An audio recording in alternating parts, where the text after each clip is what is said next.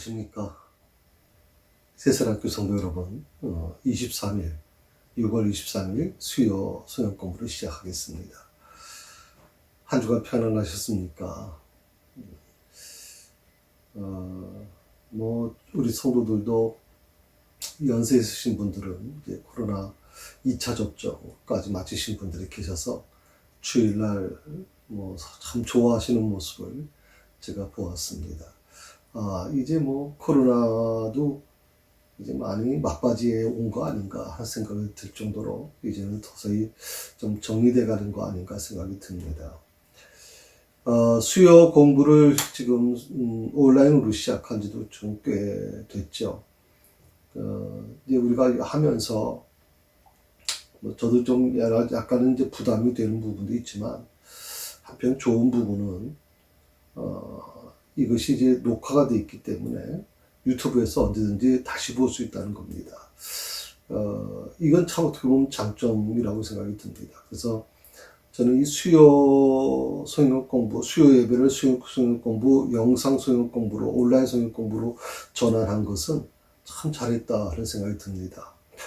이것을 통해서 여러분들이 또 말씀에 깊이 들어갔으면 좋겠고, 특히 요한복음에 대한 말씀을 지금 계속 공부를 하고 있는데, 저도 이 공부하면서 굉장히 은혜를 받습니다. 혹시 제가 주일날 설교하는 거 들어보시면 알겠지만, 이 수요일날 에서 소스를 받고 굉장히 깊은 의미를 되새기게 돼서 저로 가르치는 저로서도 굉장히 기쁘고 감사하게 생각이 듭니다. 오늘 지난주까지는 37절까지의 말씀을 이제 공부를 했습니다. 특별히 예수님께서 왜 뼈를 부러뜨리지 않고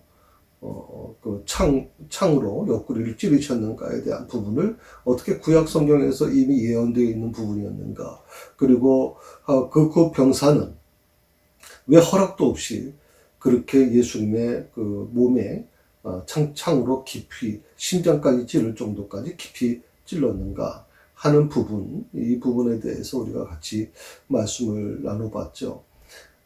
사실 어떻게 보면 그 상황 속에서 백부장의 상관의 허락도 받지 아니하고, 또 어떻게 보면 이 구약 성경에서 메시아가 이 다리를 꺾지 않을 것이라고 하는 예언을 그 당시에 예수님 옆에 지켜보던 유대인들, 또 종교 지도자들은 아마 그 예언을 몰랐을 리는 없다고 생각을 합니다. 왜냐하면 그들에게서 율법은 대단한 것이기 때문에, 어릴 때부터 훈련받은 것이기 때문에 아마 알았을 거라고 생각이 들거든요. 아마 그들에게 있어서 어떻게 보면 아차 하는 생각이 들었을 겁니다.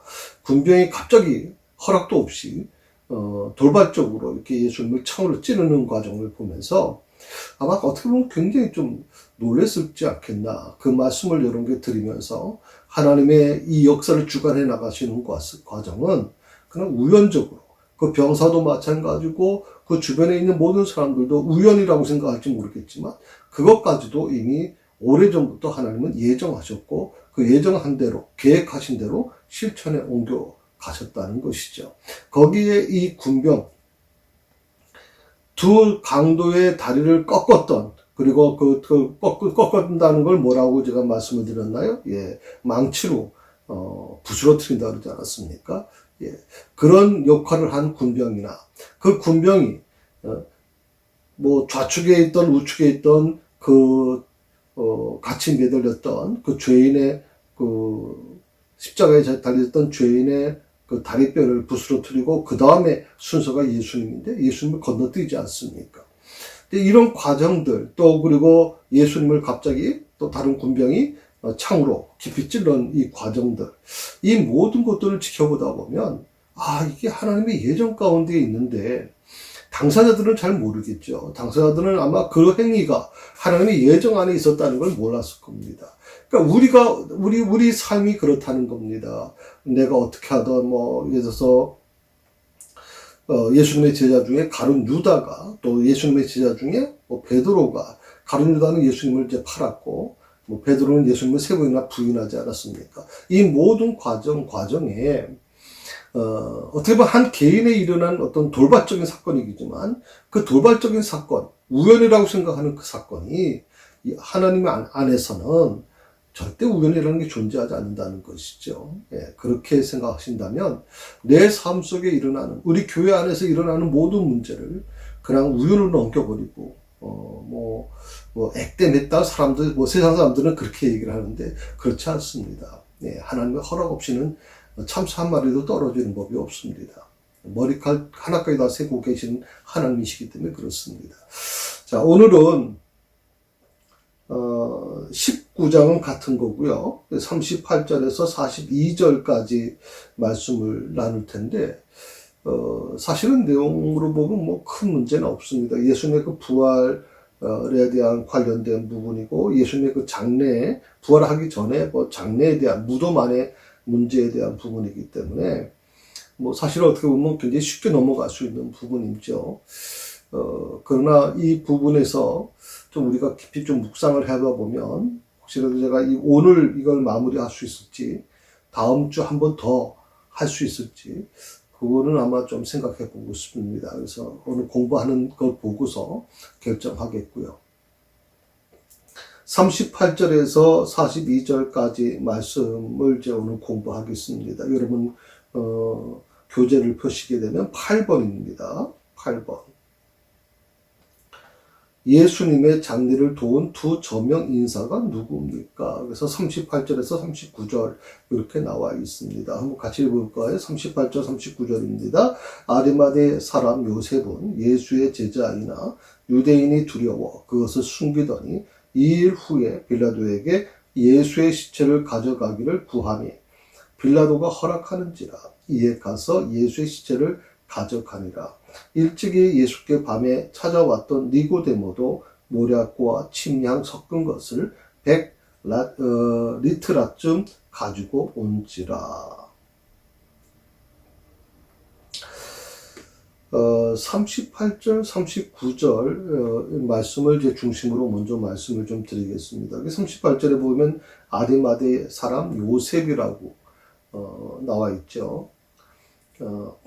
이분에 대해서는 웬만한 분들은 아마 다 아실 거라고 생각이 드는데, 우선적으로 마가복음 15장에 보게 되면, 15장 43절에 보게 되면, 그는 공회원이었다. 사내들인 공회원이었다. 그렇게 기록이 나와 있습니다. 아리마대 요셉. 사내들인 공회원이라고 하는 것이 뭐냐면, 한 나라의 국회가 있지 않습니까? 우리 한 300명 됩니까? 제가 정확한 숫자는 모르겠습니다만 국민들이 뽑은 사람들 아닙니까? 예, 막강한 권력을 갖고 있는 거죠. 마찬가지로 사내들인 공회는 70명입니다.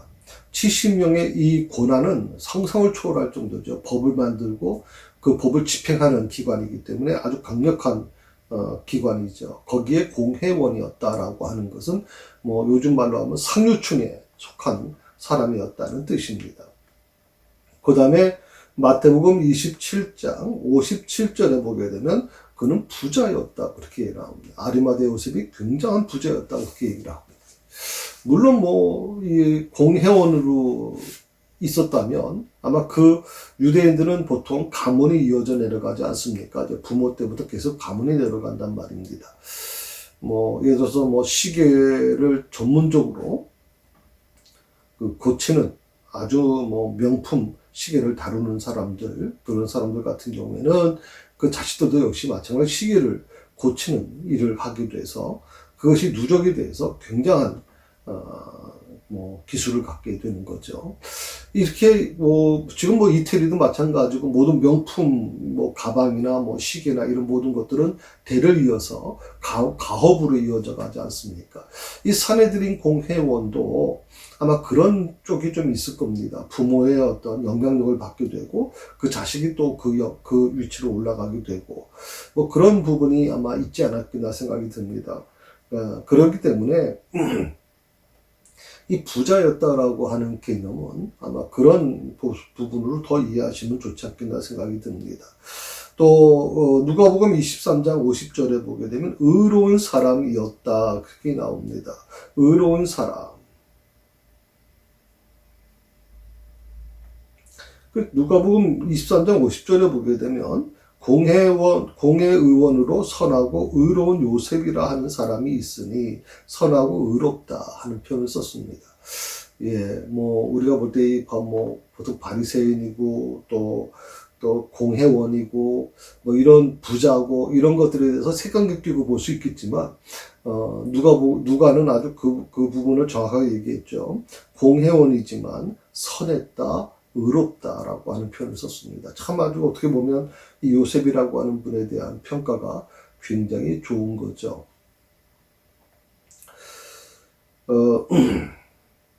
또 누가복음 23장 51절에 보게 되면 50절에 공회의원으로 선하고 의로운 요셉이라는 사람이 있으니 51절에 이렇게 나옵니다.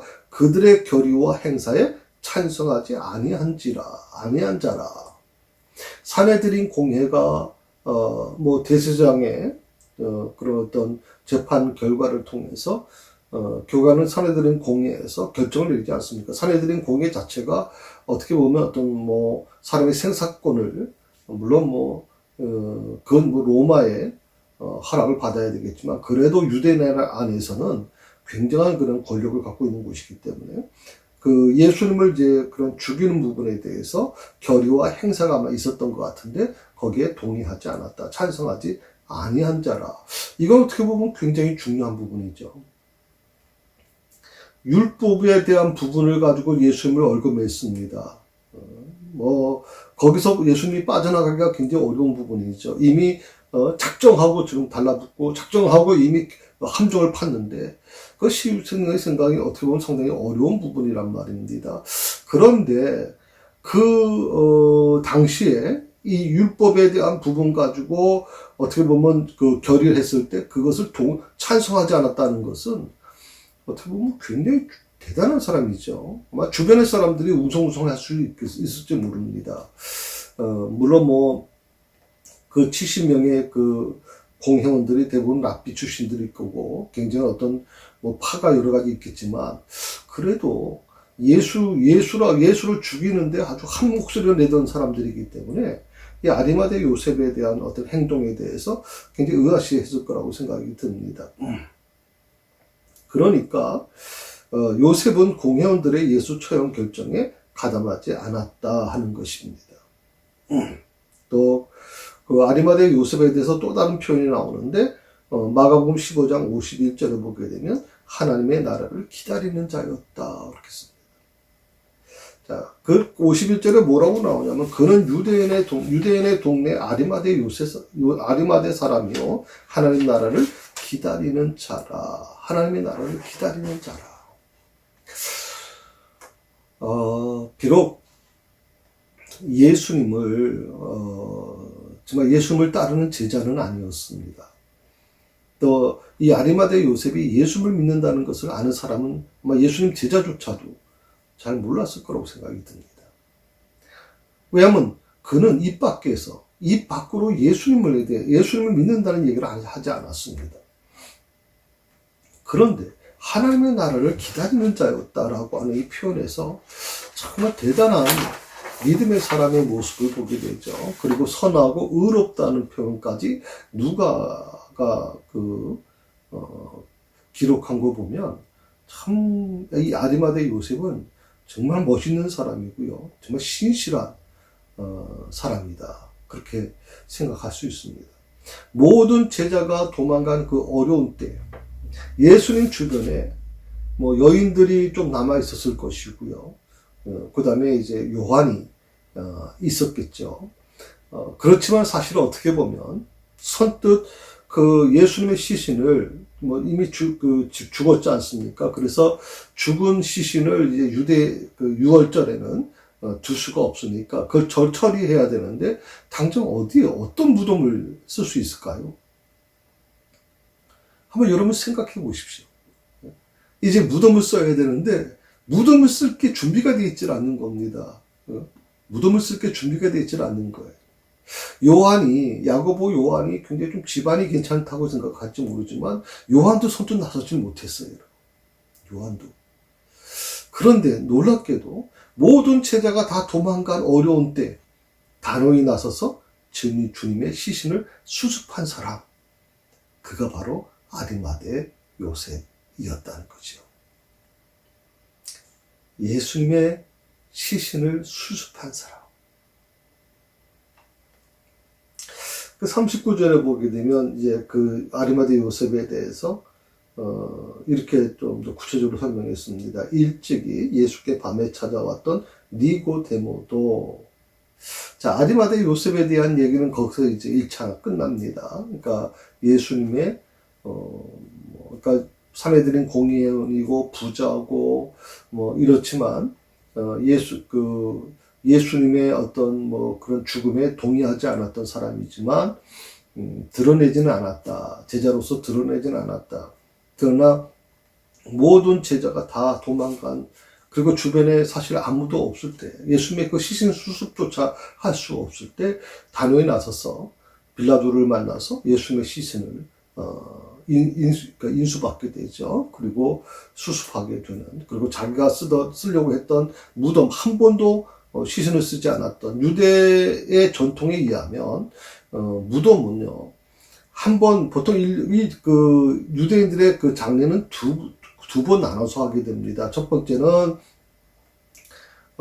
이 근동 지방이 굉장히 더운 지방이기 때문에, 건조한 지역이기 때문에 빨리 부패가 됩니다. 그래서 보통 1년이면 뭐 이 육신은 다 사라지고 뼈만 남아 있거든요. 그래서 뼈를 가지고 장례를 다시 치르는 2차 장례가 있거든요.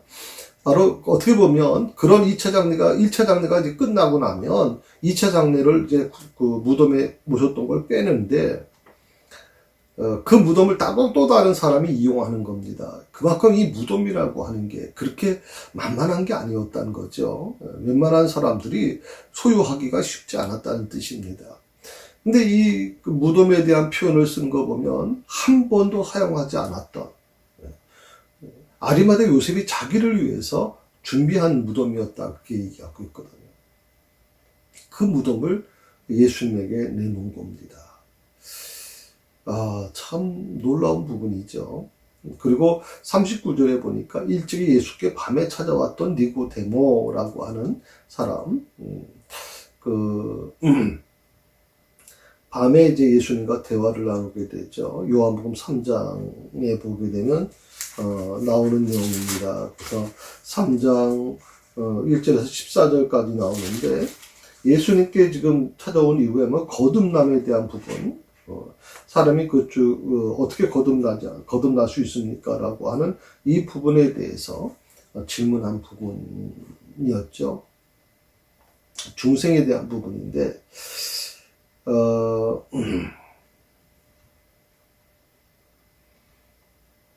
니고데모도 역시 마찬가지입니다. 요한은 니고데모가 굉장히 유대인들을 두려워했다라고 그렇게 표현하고 있어요. 그리고 소극적이었다고 그렇게 표현합니다. 보통 3장, 요한복음 3장에 보시게 되면, 바리새인 중에 니고데모라고 하는 사람이 있으니 유대인의 지도자였다 하는 말이 나오거든요. 유대인의 지도자. 그럼 보통 우리가 생각할 때 랍비라고 생각을 할 수 있어요. 랍비라고. 그 랍비라고 하는 사람, 우리나라에서 보게 되면 여러 종류의 이황이라든지 여러 사람들이 있지 않습니까? 그런 사람들 밑에 제자들이 모여들고 그 계파를 만들지 않습니까? 마찬가지로 이 니고데모도 유대인의 지도자였고 아마 랍비 중에 한 사람이었을 것이다. 그런데 유대인들이 두려워서 소극적이었다, 이렇게 얘기를 하고 있습니다. 그런데 이런 니고데모가 정말 중요한 순간에 적극적인 태도로 돌변하는 것을 우리가 좀 관심을 가져야 됩니다. 중요한 시간. 조금 전에 그 아리마대 요셉처럼 예수님의 제자들이 다 도망가고 주변에 거의 없다시피 몇 명의 여성들만 있는 그 속에서 아리마대 요셉이 나섰던 것처럼 오늘 이 니고데모도 마찬가지입니다. 가장 중요한 순간에 적극적인 태도로 돌변하는 것을 보게 됩니다. 어,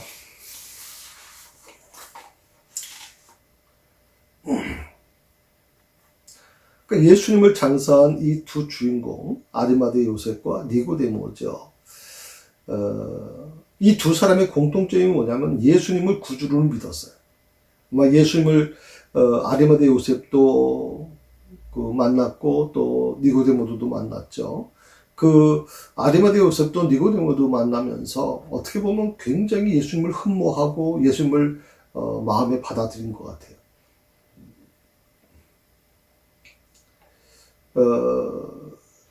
그러니까 예수님을 믿기는 했는데 그 믿음을 속으로만 믿었다는 말이죠. 그러니까 입으로 시인하지 못했다는 거거든요. 그 이유가 뭐냐? 지위 때문에 그렇습니다. 신분 때문에 그렇습니다. 자신들의 그 높은 지위 때문에.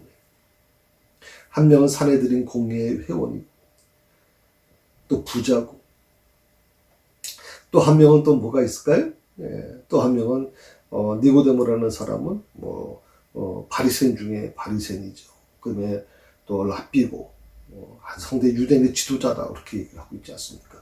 그 높은 지위 때문에 마치 어떻게 보면 굉장히 그 위험한 부분이라고 생각을 할 수 있을까요? 그렇게 표현하기는 좀 어떨지 모르겠습니다. 굉장히 어떻게 보면 자기 신분에 대한 그 부분 때문에 어쩔 수 없이 소극적일 수밖에 없었던 사람들. 그 유대인을 두려웠던 사람들. 그래서 예수님을 믿기는 하지만 그것을 속으로만 믿을 수밖에 없었던 사람들.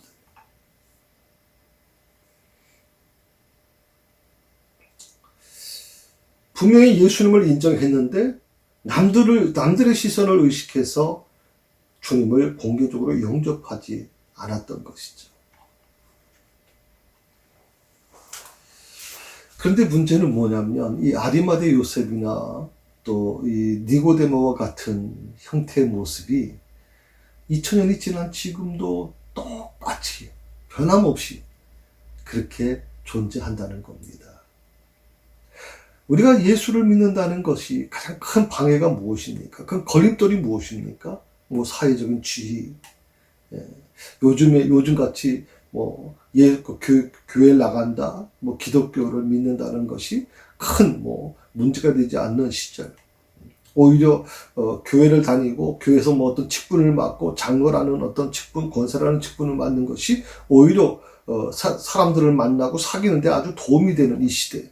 사업하시는 분들 그렇지 않습니까? 사업하는 사람들 특히 장로님 어떻게 혈안돼서 장로 되려는 이유가 무엇입니까? 그렇게 해서 신분을 만들어내고 우리 통합축 같은 경우에 이제 평신도 대학원이라는 게 있어요. 장로의 신학대학에서 공부하는 과정 중에 이 평대원에 들어가서 인맥을 쌓게 되고 그렇게 해서 정계도 진출하고 또 사업권을 따내기도 하고 이런 게 현실적으로 이루어지고 있단 말입니다.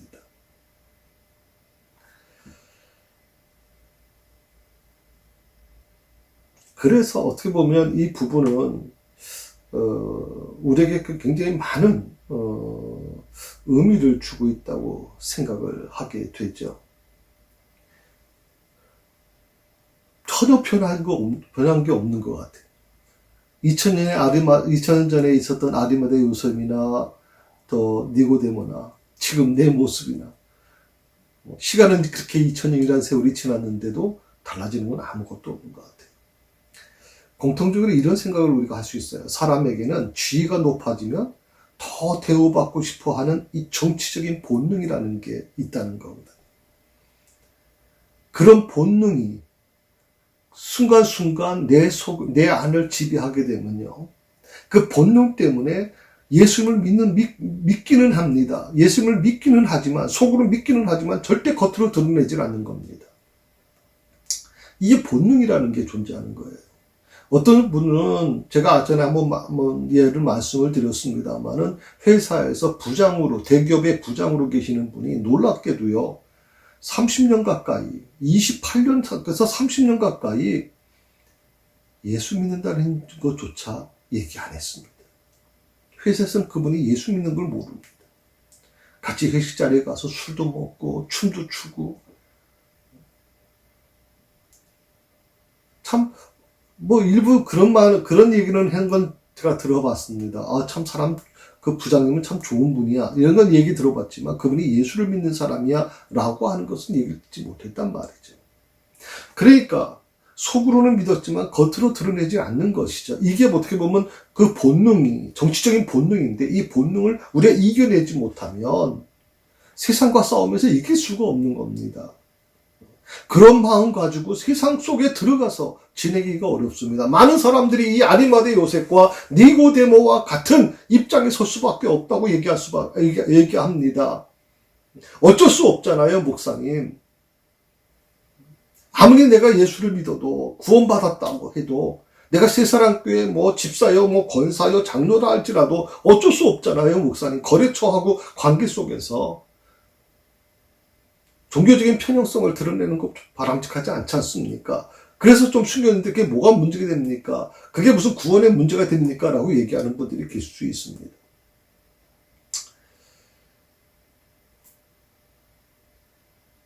자, 오늘 저는 두 가지를 말씀을 드립니다. 내 안에 오늘 이 아리마대 요셉과 니고데모 안에 있었던 이 정치적인 본능, 더 대우받고 싶어하는 이 정치적인 본능, 이 본능을 어떻게 이겨낼 것인가? 어떻게 이겨내야 될 것이냐. 반드시 이걸 이겨내야만 가능하다는 것이죠. 그 다음에 또 하나는 지위가 높아지면 높아질수록 더 겸손해지고 낮아져야만 한다. 이 아리마대 요셉이나 니고데모는 참 겸손한 사람이었습니다. 그래서 누가는요, 선하고 의롭다고까지 그렇게 기록하고 있습니다. 그래야 그들이 갖고 있는 지위, 한 분은 사내들인 그 공회원이고 또 한 사람은 유대인의 지도자인데 이 높은 지위에 있는 이 지위가 신앙을 방해하지 않는다. 어떻게 보면 그런 삶 속에서 그냥 한번 모른 척해도 되지 않습니까? 왜 예수님의 제자들, 12제자들, 3년 동안 같이 동고동락했던 예수님의 12제자조차 다 도망가고 주변에 아무도 없습니다. 이미 예수님은 십자가에 처형당하는 아주, 죄가 굉장히 흉측한 죄죠. 반역죄 아닙니까? 그런 상황 속에서 자기의 신앙을 드러내기가 쉽지 않았을 텐데, 오늘 이 부분이 오늘 굉장히, 중요한 부분이라고 저는 생각을 합니다.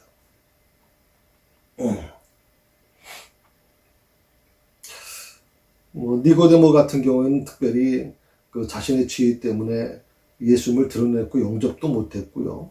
찾아온 것도 낮에 찾아오지 못하고 밤에 찾아왔죠. 사람들이 두려워서 밤에 찾아왔다. 이렇게 성경 기록하고 있지 않습니까? 그래서 이 두 사람 모두가 다 예수님이 살아계실 때 찾아왔으면 얼마나 좋았을까요? 그런데 예수님이 살아계실 때는 찾아오지 못했어요. 아마 그랬다면 예수님을 죽이려고 시퍼렇게 막 눈뜨고 있는 사람들, 그런 사람들에게도 어떻게 보면 미움사게 될 것이고, 자리가 위협을 받게 될 것이고, 어떻게 보면 살해 위협까지도 받을 수 있는 거니까. 그래서 예수님이 살아계실 때는 찾아오지 못했어요. 그런데 예수님이 죽은 후에야 예수님을 만나러 온 겁니다. 한 분은 자기의 무덤을 내놨고요. 한 사람은 참 귀한, 이제 조금 나중에 설명을 드리겠습니다. 귀한 그런 향료를 전부 다 내놓는 그런 일을 감당하게 되죠. 그런데 여기서 한 가지 중요한 건 뭐냐면, 예수님이 살아계실 때 만나러 오지 못하고 예수님이 죽은 후에야 예수님을 만나러 왔기 때문에 예수님의 온전한 제자는 되지 못했습니다. 저는 그 아리마대 요셉과 니고데모가 반드시 구원받았을 거라고 저는 그렇게 믿습니다. 하나님의 나라에 있을 거라고 저는 믿습니다. 왜냐하면 하나님께서 그들을 귀하게 쓴 사람들이기 때문에 꼭 저는 그렇게 될 거라고 믿어요. 그렇지만 온전한 제자가 되지는 못했죠. 그래서 어떻게 보면 사도 바울이 말씀하신 것처럼 마음으로 믿고 입으로 시인해야만 된다 하는 것입니다. 마음으로만 믿어서는 안 된다. 이 아리마대 요셉과 니고데모와 같이 마음으로만 믿는 것, 그는 의를 이룰 수 있지만 정말 입으로 시인해야 구원을 얻는다라고 말씀하고 있지 않습니까? 입으로 시인하는 거. 초대교회 때는요, 입술로 예수님을 주라 시인하게 되면 어떻게 되는 줄 아세요? 그것은 곧 죽음이 따르는 겁니다. 늘 제가 말씀을 드렸지만 100년 동안 정말 상상할 수 없는 모진 고난이 초대교회를 덮었습니다. 하루에도 수많은 사람들이 끌려가서 죽음을 당하고 고문당하고 정말 어떻게 보면 상상할 수 없는 아픔을 겪은 겁니다. 그래서 예수님을 주로 시인하게 되면 죽음이 따른다는 것은 당연한 것이거든요. 그러니까 입술로 예수를 시인하는 것, 그것이 곧 구원에 이른다라고 하는 이 사도 바울의 말은 어떻게 보면 굉장한 도전을 요구하는 것이고요. 굉장한 믿음을 요구하는 것입니다. 그래서 입술의 시인은 참된 믿음과 구원의 가장 확실한 증거였다고 말씀드릴 수 있습니다. 그러나 지금은 어떻습니까? 구원을 얻는다니까 쉽게 입술로 시인하는 경우가 얼마나 많습니까?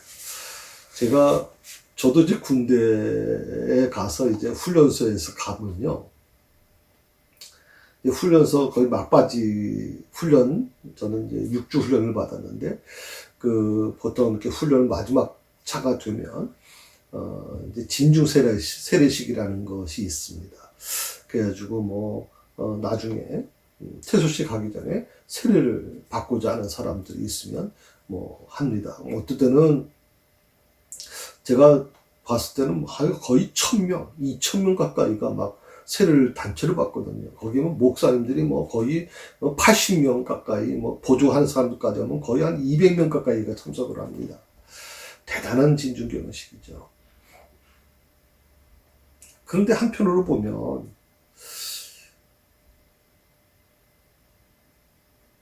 정말 예수를 믿기 때문에 세례를 받은 것일까? 저 사람들의 고백이, 저 군인들의 고백이 진정한 고백일까? 저도 훈련받으면서 제 옆에 앉아있으면서 굉장히 그런 의문을 많이 가졌거든요. 입술로 시인하는 것이 그렇게 어렵지 않은 시대를 우리는 살아가고 있습니다. 그러다 보니까 입술로 시인하는 거 그거 어렵지 않잖아요. 근데 재밌는 게 뭔지 아세요? 군대에서는 재밌습니다. 우리 교회에서는 초코파이를 주는데, 불교에서 말입니다. 법당에서. 더 좋은 걸 주는 겁니다. 컵라면을 주는 겁니다.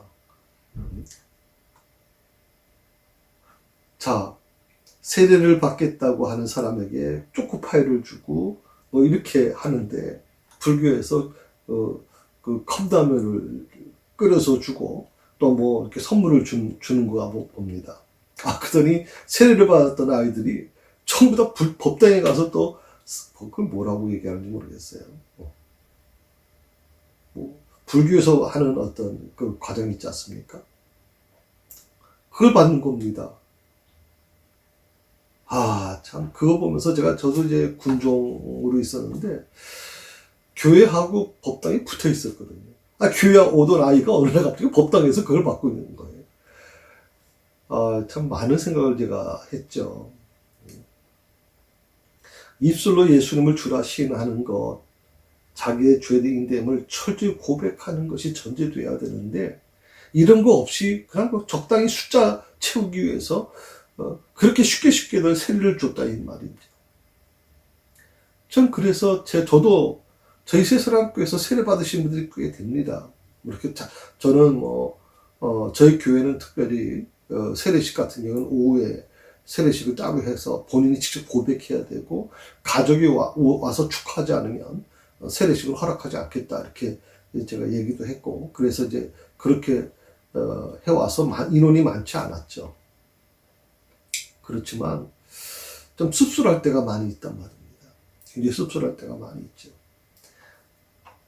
입술로 예수님을 주라 시인하는 것, 그 안에는, 그 고백에는, 시인하는 것에는 나의 죄됨을 철저히 고백하는 것이 전제되어야 되는데, 그게 전제되지 않은 상태로 세례가 이루어지고, 구원에 대한 부분을 너무 쉽게 얘기해서, 보네파가 얘기한 것처럼 싸구려 구원으로 만든 거 아닌가 하는 생각을 좀 할 때가 많이 있죠.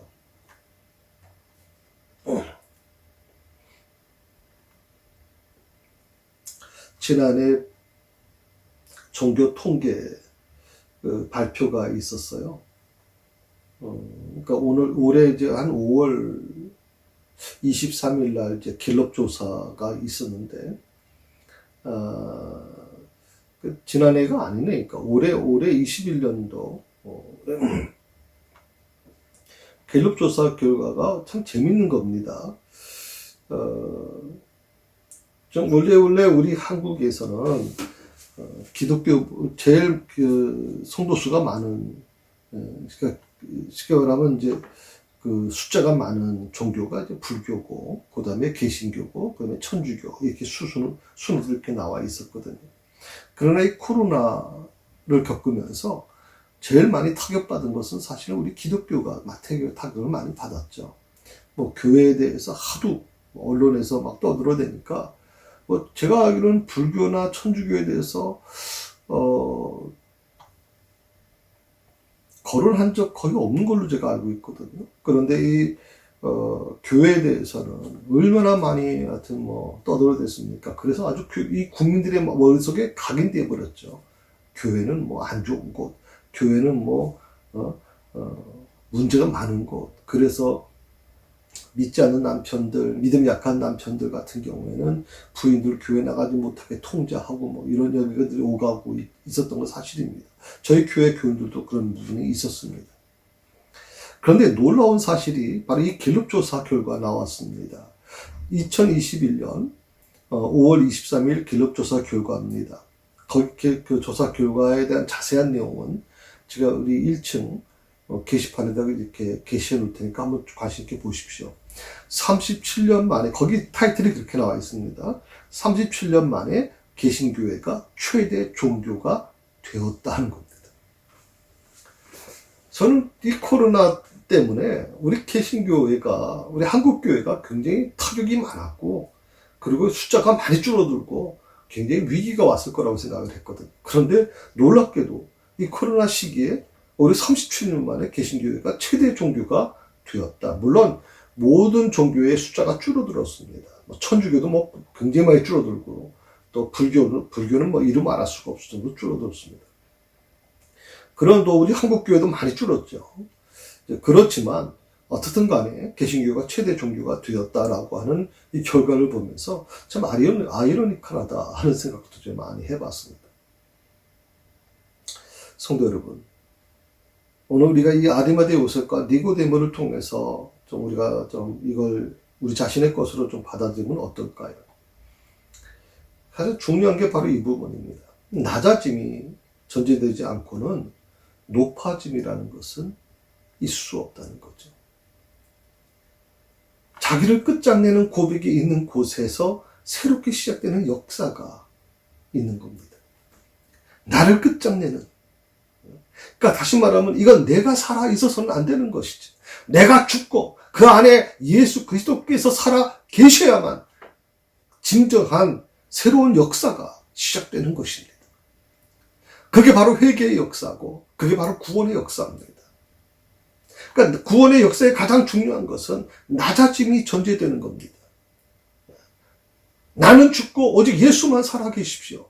나는 죽고 오직 하나님만이 영광 받으십시오라고 하는 가장 기본적인 부분이죠. 어둠의 새벽을 통과해야 광명한 새날을 맞이하게 되죠. 깊어진 체험이 있어야 높아질 준비가 되고, 이 땅의 막다른 길을 절감해야 하늘문이 열린다는 것입니다. 저는 이 표현이 너무 좋았습니다. 이 땅의 막다른 길을 절감해야, 이 막다른 길, 그래야 하늘문이 열린다. 저는 이 코로나 시기에 정말 우리 한국교회에 주신 말씀이 아닌가. 또 우리 지금 신앙생활 하고 있는 나나 목사인 저나 여러분에게도 주시는 말씀이 아닌가 생각합니다. 막다른 길. 우리는 이 코로나를 통해서 지금 교회가 막다른 길을 치닫고 있습니다. 도저히 지금 한 번도 경험해보지 못한 것이죠. 상상할 수 없었던 것이죠. 일제시대에 교회를 섬겼던 분들은 지금 이 세상에 계시지 않습니다. 거의 다 돌아가셨습니다. 그런 분들이 살아계실 때, 일제시대 때는 정말 어떻게 보면 이런 경험이 있었을 겁니다. 교회가 문이 닫히고, 교회가 핍박을 받고, 예수를 믿는다, 신앙을 갖는다는 것은 굉장한 고통을 감수할 수밖에 없었을 때도 있었을 것입니다. 그래도 막다른 길은 아니었지 않겠나 생각을 해보거든요. 그런데 이 코로나를 겪으면서 우리는 정말 막다른 길이 뭔지를 체험했습니다. 교회가 어떻게 할 수가 없는 겁니다. 예배를 드리는데 이 중대본에서 10%만 드려라. 어느 교회 같은 경우에는 10명 미만의 교회는 좌석수가 몇 명 이하의 좌석수를 갖고 있는 교회는 예배를 드릴 수 없다고 판단하는 교회도 있고요. 정말 어떻게 보면 정말 너무나도 기가 막힌 일들이 우리 주변에서 지금 일어났지 않습니까?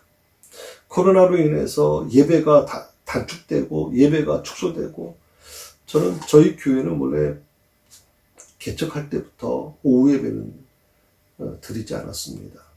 물론 이제 제가 지금 한동안 굉장히 경비와 찬양이 굉장히 뜨겁게 일어날 때가 있었습니다. 특히 우리 전도사님 한 분이 정말 찬양의 은사를 가지고 사역하신 분이 계셔서, 이제 그분이 있을 때는 오후에 찬양을 사모하는 분들이 모여서 오직 찬양으로만 1시간 동안 찬양 집회가 있었던 것이 있었습니다. 그러나 그 외에 예배 형식을 띠는 예배는 세례식이라든지 특별히 인지식이라든지 특별한 어떤 예배가 있지 않은 한 저희는 특별하게 오후 예배를 드리지는 않았습니다. 자, 그런데 오늘 한국교회 보십시오, 여러분. 오후 예배가 지금 드릴 수 없는 형편에 와 있단 말이죠. 그 다음에 더 충격적인 게 무엇입니까? 소모임을 못하는 겁니다. 소모임, 어떤 모임이 있을까요? 구역 모임 못합니다. 모이지 못하게 합니다. 구역 모임. 또 성경 공부 못하게 합니다. 또 성가대 못하게 합니다. 성가대 연습을 못하게 하니까 어떻게 성가대 쓰라는 겁니까? 그래서 어느 교회는 줌으로 해가지고 성가대원들이 집에서 연습해가지고 집에서 녹음한 거를 갖추고 같이 맞추는 것도 좀 봤습니다만은 참 그것도 어느 정도 교회가 수준이 있어야 하지요. 웬만한 교회는 할 수도 없는 거 아닙니까? 거의 더 마음이 아픈 거는 신방입니다. 신방을 할 수가 없었던 거거든요. 지난주에 우리 윤순자 권사님이 아드님이 계시는 그 동탄으로 이제 옮기셨는데 몸이 좀 많이 힘드셔서 이제 마지막 예배를 드려드리고 돌아오면서 마음이 참 감동이 있다 그러나요? 이 신방이라는 것은 어떻게 보면 목사가 성도를 만날 수 있는 기회인데 이것조차 이제 못할 수밖에 없는 것입니다. 집을 찾아간다는 것이 굉장히 어려운 부분이 있다는 것이거든요. 또 더욱이 더 성도의 교제로서 어려운 게 뭡니까? 주일날 우리 성도님들이 만져서 예배 전에 오셔서 한 20-30분 전에 오셔서 막 즐겁게 대화하시는 모습 보면 너무 행복해 하시거든요. 사람들 잘 만나지 못하다가 교회 오셔가지고 너무 행복해 하는 모습 봤거든요. 저렇게 행복해 하시는데 주일날 식사하면서 성도의 교제가 이루어지면 얼마나 좋을까. 성가대 하면서 성가대원들끼리 서로 찬양하면서 행복하면 얼마나 좋을까. 그런데 그 모든 것이 다 멈췄습니다. 중지됐습니다. 그런데 제가 조금 전에 말씀드린 것처럼 어떻게 이런 상황 속에서 한국교회가 최대 종교가 대한민국에서 될 수 있었을까? 갤럽 조사가 잘못된 건가? 잘못 조사한 건가? 그렇지 않았을 것 같은데. 아무튼 이런 부분들이 우리에게 굉장히 충격적인 부분이 되는 것이죠. 그렇습니다. 비록 막다른 길에 우리가 지금 놓여져 있는 건 사실입니다. 앞으로도 갈 수도 없고 대체 어떻게 해야 되는 것인가, 어떤 계획도 세울 수도 없는 것이고, 또 더욱이 교회마다 이제 재정에 대한 부분을 예산을 세우기가 어렵죠. 코로나의 상황 따라서 예산이 어떻게 세워질 수가 없는 것이죠. 이런 과정에서 참 많은 힘든 일들이 존재하는 것입니다. 그런데 이 땅에 막다른 길을 절감해야만 하늘문이 열린다. 저는 그래서 큰 희망을 갖습니다. 이 코로나가 우리의 길을 막았지만, 한국교회의 길을 막고 있지만, 막다른 길로 우리를 몰아갔지만, 어떻게 보면 교회도 마찬가지고 우리 신앙인들에게도 막다른 길로 우리를 몰아가고 있지만, 그러나 그것은 하늘문이 열릴 수 있는 저는 기회가 될 거라고 믿습니다. 이후에 하나님이 우리에게 열어주실 그런 놀라운 세계는, 세상은 이전과도 비교할 수 없는 놀라운 일이 될 거라고 저는 믿습니다. 새사랑교회 그런 은혜가 임하기를 주의 이름으로 축원합니다. 하나님께서 여러분과 함께 하시기를 바랍니다. 승리하시고요. 다음 주 뵙도록 하겠습니다. 기도하십시다. 하나님 아버지, 정말 저희는 막다른 길로 달려온 것 같습니다.